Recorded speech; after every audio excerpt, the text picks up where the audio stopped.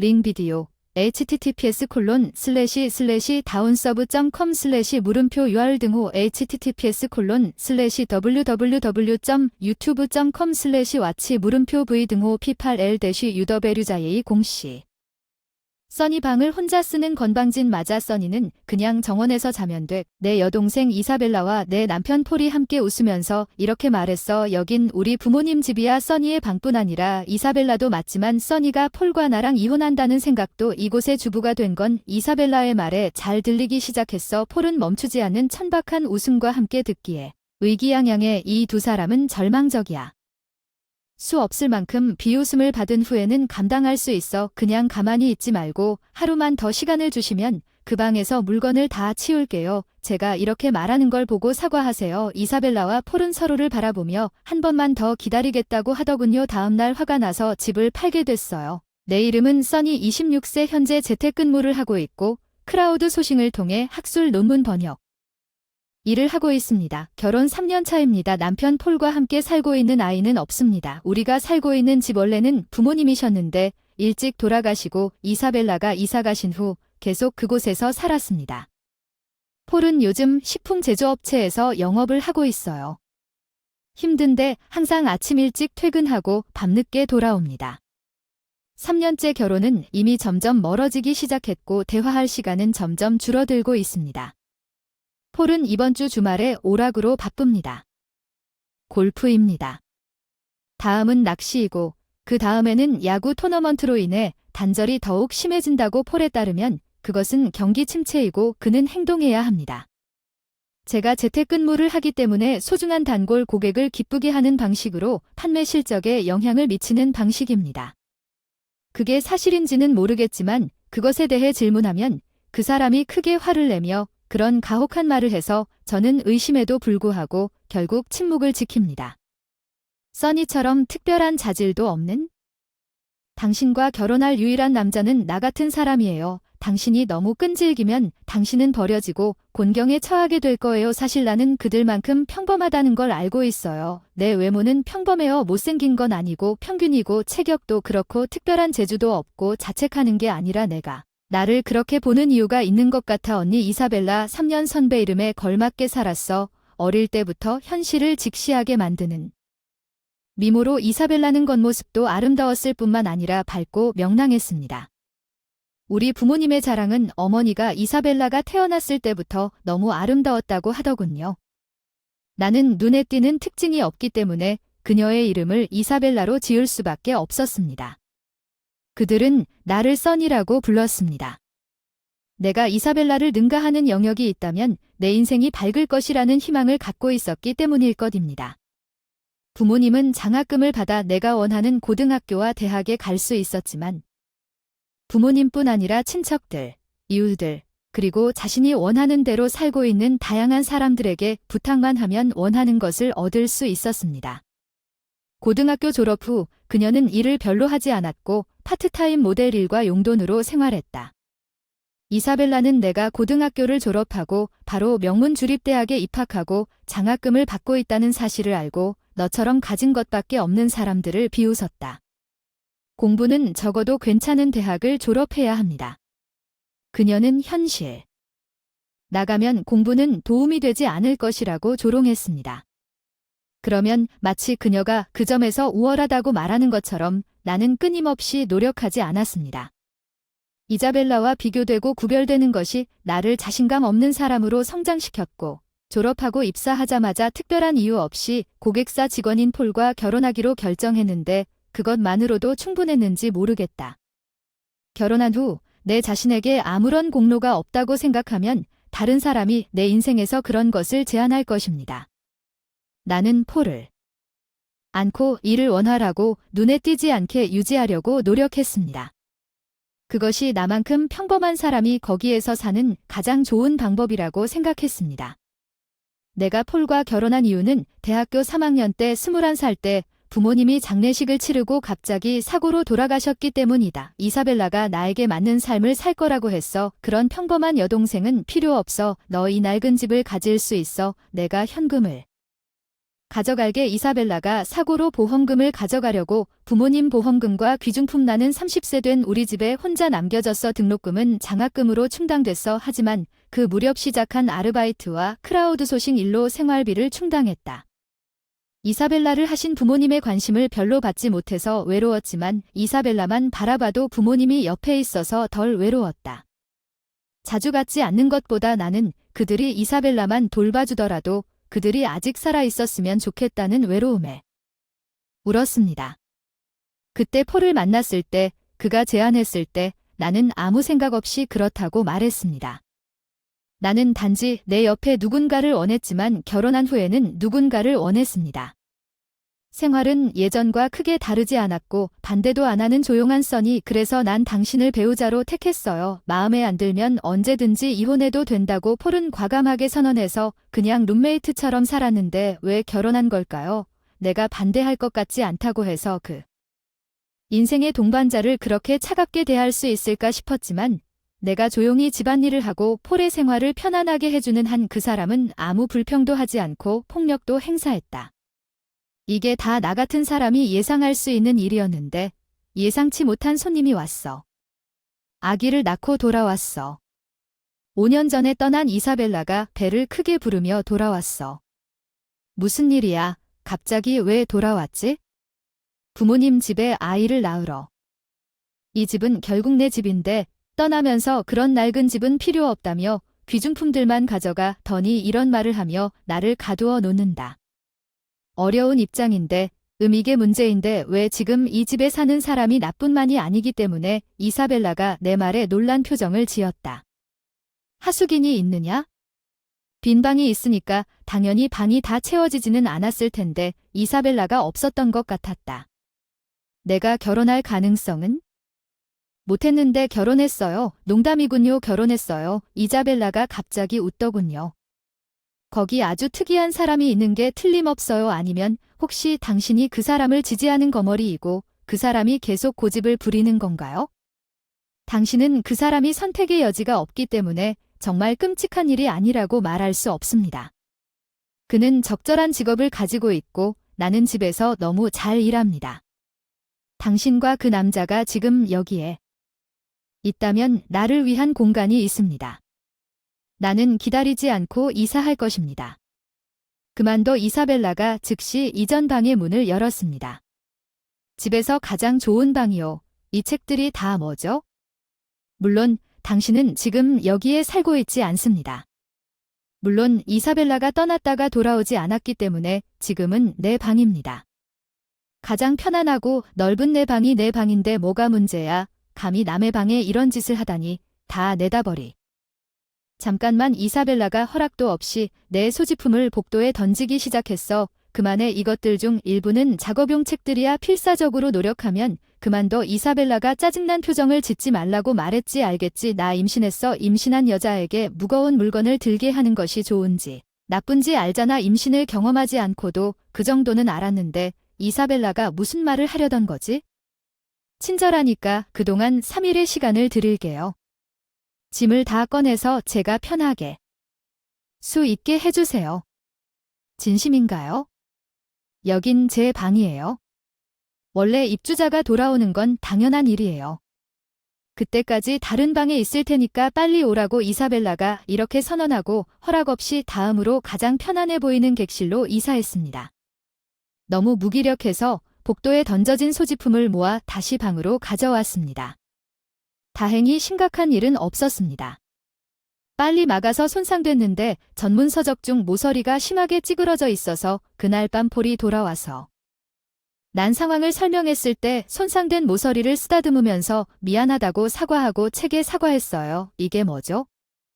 허락도 없이 이자벨라한테 전화해 내가 안심하고 나가라고 할게. 폴이 가라고 하길 바라면서 이자벨라를 거실로 불렀는데 써니의 남편에게 예상치 못한 일이 일어났어. 이자벨라가 이 말을 하자마자 정말 매력적인 남자야. 폴은 반한 듯 웃으며 이 집이 괜찮다면 그건 힘들다고 말했습니다. 이사벨라가 우리 집에 머물게 하는데 동의하는. 자유롭게 지내세요. 이사벨라는 의기양양한 미소로 나를 바라보며 웃었습니다. 그것이 시작이었습니다. 악몽 같은 생활 잦은 외출로 인해 집에 거의 들어오지 않던 폴은 퇴근 후 바로 집으로 돌아오기 시작했고 주말 오락은 그친 듯 늘 집에 있었고 신경도 쓰지 않는 이사벨라에게 매달리고 심지어 그 사람한테 기대더니 둘이 나한테 이렇게 하라고 시키기 시작했고 내가 한계에 다다랐는데도 하인 취급을 받았다고 말하고 얘기하고 싶은 있어요. 더 세게 말할 수 없는 나 자신에게 화가 난다. 더 중요한 것은 3일이나 지났는데 그때까지 치우지 않으면 나 오늘 밤부터 그 방에서 자고 갈게. 남은 건 다 버려라. 이자벨라의 선언에 분노한 나는 어쩔 수 없이 방은 내 것이라고 반박했다. 내가 그렇게 말하자 이사벨라의 눈이 휘둥그레졌다. 놀랍게도 이자벨라뿐만 아니라 폴도 나 자신도 내 말에 놀랐다. 내가 이사벨라나. 그런 식으로 말대답을 한 건 처음이었어. 치키가 내 방을 혼자 쓰는 거 맞지? 맞았으니 그냥 정원에서 자자. 이사벨라와 폴은 놀라서 잠시 침묵했지만 아마 내가 더 이상 그들에게 맞서지 못할 거라 생각했을 거야. 여기가 우리 부모님 집이라고 무시하며 웃었어요. 정확히는 햇볕이 잘 드는 사람이 아니라 이사벨라 말이 맞지만 아마도 당신은 폴과 이혼해야 할 것 같고 나는 이 집이 될 것 같아요. 폴은 듣기 좋은 이사벨라의 말에 흥분했고 그의 천박한 웃음은 막을 수 없었습니다. 그러면 써니는 할 수 있습니다. 이 집에 더 이상 머물지 말고 그 방을 치우고 이혼하고 이 집을 나갈 건가요? 어느 쪽이든 상관없어. 답답해서 입술을 깨물고 그 사람들을 그렇게 열중시키는 게 지금까지의 내 태도였죠. 항상 그런 사람들에게 너무 복종하는 나 자신에게 화가 난다. 와들, 정리한다면 좀 기다릴 수 있다. 이자벨라는 겉모습만 아름다운 것이 아니라 내면도 거만한 외모와 불쾌한 미소에도 불구하고 나는 작은 불꽃을 느꼈다. 내 안의 분노가 불타오르네. 가망 없어. 이 둘은 구제를 넘어 안 돼. 이 정도까지 조롱당하고 처리할게. 그냥 묵묵히 있을 수는 없겠지만 이해해줘. 제발 하루만 더. 그러면 다 치워버릴게. 그 방에서 제가 사과하는 모습을 보여주세요. 이사벨라와 폴은 저를 무시하며 하루만 더 기다리겠다고. 괜찮습니다. 너무 많은 일을 처리하기 위해 서두를 필요는 없습니다. 조금 더 시간이 필요하다는 점을 이해해 주십시오. 이사벨라가 해야 할 일은 그게 전부입니다. 정말 친절하고 관대해요. 소리 지르고 싶은 충동을 억누르며 고맙습니다. 감사하다고 인사하고 방으로 돌아가서 문을 잠그고 청소를 시작할 시간입니다. 예상대로 전화 몇 통 걸고 이것저것 살펴보도록 하겠습니다. 이사업체에 맞는 데이트를 하기가 어려웠고 결국 그들에게 다시 5일 요청하게 됐습니다. 그들은 건방진 태도로 우리에게 좋은 고기 값비싼 과일을 대접하라고 요구했습니다. 그러면 우리는 그것을 고려할 것이지만 나는 그들의 요구를 받아들였습니다. 이 순간을 즐겨라. 조만간 몇 배로 갚아줄게. 이런 비용이 별거 아닌 것 같아. 사실은 사람이 얼마나 씩씩해질 수 있는지 신기해하며 내 의지에 강인함이 즐거웠고 5일 후 약속의 날에 고마워. 도와주세요. 제가 전화한 이사회사를 진행해주세요. 집에 들어가서 모든 지정된 위치로 옮겼습니다. 철저한 청소를 계획하고 있는 것 같습니다. 곰팡이 핀 책들이 너무 귀찮아서 모두 치워두면 좋을 것 같아요. 아니, 내 말은 다른 사람하고 문제를 해결하고 너랑 나랑만 편하게 지내도 괜찮았다는 거야. 이사벨라. 다음번에 이사벨라가 웃으면서 이 말을 했을 때 폴의 얼굴이 엉성한 침울한 미소로 녹아내렸을 때 정말 비열한 남자야. 외로움에 짓눌려도 그런 남자와 결혼하는 모습을 본 있는지 궁금하다. 과거의 결정을 저주하지만 괜찮아. 이제 그 실수를 바로잡을 거야. 내가 주문한 물건이 모두 옮겨져 배달됐어. 특정 위치도 청소 서비스를 요청해서 지금은 훨씬 깔끔해졌습니다. 하지만 옮겨달라고 요청한 것은 이사벨라가 제가 서재를 사용하던 방에 있던 물건들 뿐이었습니다. 문서와 업무용 컴퓨터로 가득 차 있었고 기타 감상적인 가치가 있는 개인 물품들 뿐이었습니다. 폴이 취미를 위한 창고로 만든 조명이 가장 어두운 폴이 사용했던 부모님의 침실 물건은 그대로 남아 있었습니다. 나는 항상 폴에게 침실을 청소하라고 명령했지만 그는 그렇게 하지 않았습니다. 내가 그의 물건을 만지는 것과 같아서 그러지 않았으며 원래 보관실로 의도된 방이 하나 더 있었지만 시간이 지남에 따라 이사벨라의 소지품으로 어수선해져서 내가 만지지 않았지만 내가 원했던 더러운 방에 무엇이 있었는지 불분명해졌습니다. 이사벨라가 이사갈 때 두고 간 것을 다 처리하려고. 갑자기 돌아와서 불평할까 봐 놔두었고 오늘까지 혼자 살 때 그런 방은 무시하고 아무 문제 없었는데 결혼하고 나서 포리 버리기 시작했어요. 원치 않는 물건이 거기 있어서 처리하기가 훨씬 더 어려워졌습니다. 이제 훨씬 깔끔해졌죠. 잠깐만요. 이사벨라가 화가 나서 나에게 돌아섰습니다.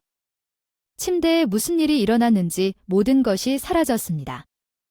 이제 이 방에서는 잠을 잘 수 없습니다. 이사벨라는 좌절감에 발을 구르며 침대도 필요하냐고 했다. 모든 걸 꺼내야 한다고 잘 생각했어야 했는데 이미 이사했으니 폴이 새 침대를 사면 될 것 같아 웃으며 말한 다음 폴이 항의했습니다. 그녀에게 새 침대를 사줘야 한다고 그가 말할 거라 예상해서 폴에게 문서를 주었습니다. 이것은 이혼 신청서입니다. 이것으로 당신은 결혼할 수 있습니다. 여자 이름 폴은 녹색 종이를 보면서 눈이 반짝였고 이것은 결혼허가 신청서입니다. 증인 섹션 중 하나에 서명했지만 사람을 찾아야 합니다. 폴의 눈이 더욱 빛나는 것을 보았습니다. 이제부터 이 집을 떠날 테니 두 분 마음대로 하십시오. 채우면 작별 인사를 했습니다. 필요하다면 말할 것도 없이 바로 제출할게. 폴은 이미 서둘러 이혼 서류를 작성하기 시작했고 마치 간단한 심부름이라도 하라는 듯 아무렇지도 않게 나에게 건네주었다. 이해해 주실 거라 믿고 이혼 서류를 가방에 넣고 어린 시절 살던 집을 떠나 결혼 증명서 가지고 하세요. 오랫동안 살던 집을 떠나 제가 살던 월세 아파트로 이사했어요. 즉시 거주할 수 있도록 준비된 그들이 다음에 어떤 움직임을 보일지 기대됩니다. 지금은 아마도 곧 소식을 듣게 될 것입니다. 월세 보관소에 소지품을 보관했습니다. 지출이 조금 아쉽지만 보복을 고려하겠습니다. 그동안 귀찮은 일을 눈 감아주다가 맥주 캔을 따서 나 자신에게 건배했다. 오늘은 내가 자유로워지는 날이다. 그런 사람들에게 휩쓸리지 않고 내 뜻대로 살겠다고. 맥주 한 잔 마시느라 편히 잠들었는데 며칠 뒤에 휴대폰이 계속 울리더니 조금 늦잠을 잤을 즈음 전화를 받았는데 이게 뭐야? 그게 아닌데 이사벨라의 고함 소리가 터져나왔다. 전화를 받자마자 너무 시끄러워서 잠을 잘 잤어요. 평소에는 아직도 꿈속에 있을 거예요. 왜 일찍 일어나야 하는지 직감했어요. 부동산 중개업자가 여기 있어요. 집을 구하러 왔어요. 감정선이 부동산 중개인은 뭐 했니 일찍. 무심코 대답했어. 뭐 했니? 내가 뭘 했어? 부동산 중개인이 감정하러 왔다고 하지 않았니? 그 5일 동안 그게 무슨 뜻인지 이해 못하겠니? 나 부모님과의 추억 때문에 늘 불편함을 안고 살았지만 생각해보면 그 기억들은 이사벨라가 이기적으로 행동하고 부모님이 그녀에게 자유로운 통치를 허락하고 거기에 폴의 종으로 보낸 시간뿐이었다. 결혼 후 이사벨라의 통치 복귀를 폭군으로 예상하고 그런 집에 집착하고 싶어할 뿐만 아니라 이사벨라의 미래? 내 조카가 그들의 부모처럼 될 것이라는 사실을 예상했을 때 나는 실제로 짓밟힐 가능성이 매우 높았고 인생이 그걸 깨닫고 그들에게 억압당했어. 나는 깜짝 놀랐고 이 기회에 모든 것을 버리는 새로운 시작을 하기로 결심했습니다. 어떤 경솔한 행동도 허용하지 않을 것입니다. 이 집은 내 것입니다. 즉시 취소. 이사벨라가 전화로 큰 소리로 명령했습니다. 당신은 그럴 권리가 없습니다. 이사벨라가 뭐라고 말했지? 떠날 때 보험금과 기타 귀중품을 모두 가져갔는지 기억나지 않나요? 재산분할 문서에 서명하지 않았습니까? 그렇군요. 제가 부모님 재산을 모두 정리해서 만들었습니다. 공식적으로 그렇지 않다면 제가 이것을 설명했을 때 우리는 상속을 진행할 수 없었습니다. 여자 이름은 당신이 떠날 때 기본적으로 다른 모든 것이 그녀의 것이라고 결정했습니다. 당신은 그런 오래된 집을 원하지 않는다고 나에게 집을 준다고 말했기 때문에 상속을 처리한 후 공식적으로 됐습니다. 다시 나누자고 기억이 나지 않습니다. 이제 집은 금전적으로 절반이 내 것입니다. 당신이 가져간 현금과 귀중품은 지금 테스트할 수 있다고 해도 훨씬 더 가치가 있었습니다. 당신의 청구권은 유지되지 않을 것입니다. 나는 이사벨라에게 문자로 사실을 알렸습니다. 약간의 미소를 지으며 집의 절반을 원하시면 가져간 현금의 절반을 나누어 주십시오. 그러면 불가능하다고 다시 생각해 볼 수도 있습니다. 이사벨라가 집을 떠난 후 어떻게 살았는지 위해 탐정사무소까지 고용했고 그녀는 복종적인 친구들을 이용하여 살았습니다. 한동안 자유로웠지만 시간이 지나면서 그 친구들은 돈이 부족하거나 현실에 직면했고 일부는 더 이상 20대 후반의 이사벨라의 매력을 느끼지 못했으며 절망에 빠져 표류했습니다. 아이인데 안타깝게도 그는 이미 결혼했습니다. 남자는 그의 아내가 이사벨라에게 약간의 돈을 주었고 그녀가 살고 있던 콘도도 그의 이름으로 이사벨라로 되어 있었기 때문에 다른 갈 곳이 없었기 때문에 이를 없애기 위해 자녀 양육비를 지불하겠다고 약속했습니다. 어린 시절 집으로 돌아온 그녀는 아마도 일단 돌아오면 아이를 나에게 버리고 자녀 양육비로 마음대로 살아갈 수 있다고 생각했을 것입니다. 나는 내가 화창할를 알게 된 것을 이사벨라에게 사실대로 전달했습니다. 그것을 어떻게 아십니까? 탐정사무소에서 조사하게 했어. 그 사람이 뭐라고 하든 은밀한 일이니까 이게 현실이고 알면서 내가 이미 알아낸 걸 잊을 수 없다고 말해도 밝은 미래를 위해 쓸 거야. 게다가 당신은 이미 폴과의 결혼 허가서를 제출했습니까? 나는 그것에 대해 무엇을 알고 있습니까? 폴과 여자 이름에게 보상을 요구하는 편지를 보냈습니다. 여자 이름의 귀국에 대해 변호사와 상담하고 보상을 청구하기로 결정한 내용이 오늘 도착할 것입니다. 이혼 사유 이사벨라와 나는 당신과 결혼하는 동안 아무 관계도 없었습니다. 써니라는 말은 그들이 지금 그렇게 한다는 뜻입니다. 어느 쪽이든 이사벨라가 우리 이혼에 직접적인 사실에 관계없이 나에게는 중요하지 않습니다. 우리가 겉으로 본 것은 변하지 않습니다.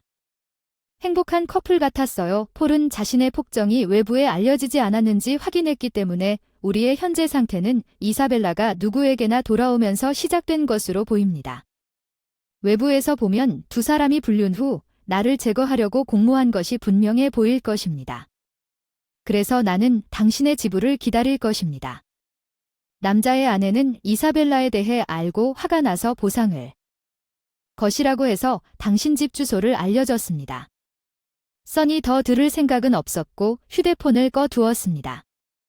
요구 편지에는 향후 연락은 내 변호사를 통해 이루어져야 하며 그들이 직접 연락을 시도하면 보상 금액이 늘어날 것이므로 그들의 목소리를 다시 들을 필요가 없을 것이라고 그들은 내가 어디에 있는지 알 수 없을 것이라고 말했습니다. 예상대로 이사벨라와 폴은 떠나지 않고 집에 살 권리를 주장하려고 했지만 재산세, 공과금 및 기타 모든 비용과 이사벨라가 상속을 인정하는 문서에 서명한 문서와 함께 나를 쫓아내는 행위에 대한 비용을 내가 지불하고 있다는 사실이 문제였습니다. 분할은 그들의 청구가 유지되지 않는다는 것을 의미했으며 결국 그들은 집을 떠나 값싼 아파트에 살아야 했습니다. 폴이 여전히 공식적으로 고용되어 신용도를 확보했기 때문에 은행에서 제가 청구한 금액을 폴에게 빌려줄 수 있었습니다. 대출을 받았지만 미래의 돈을 확보하는 것이 더 누가 알겠습니까? 이사벨라로부터 보상금은 이사벨라 1세로부터 그 남자의 아내에 대한 보상에 대해 그녀가 아이의 아버지라고 주장하는 남자에게서 받은 돈에서 지급되었습니다. 모든 것을 해결한 후 이사벨라와의 모든 연락을 끊고 폴 이사벨라가 무사히 출산했지만 DNA 검사 결과 그 아이가 부유한 남자의 아이가 아닌 것으로 나타났습니다. 상당한 양의 자녀 양육비에 의존하고 있다고 주장했습니다. 이사벨라는 진실을 알게 된 남자가 화가 나서 지급을 중단했을 당황했습니다. 왜 이것이 이사벨라와 폴이 변호사에게 연락해달라고 간청했기 때문인지 어떻게 해야 하는지 물었습니다. 물론 연락할 생각도 없었고 합법적으로 모르는 곳에서 평화로운 새 생활을 시작했는데 왜 위험을 감수해야 합니까? 이혼이 마무리되고 결혼 허가서를 제출한 것으로 인해 그 아이는 폴의 자녀로 취급되었습니다.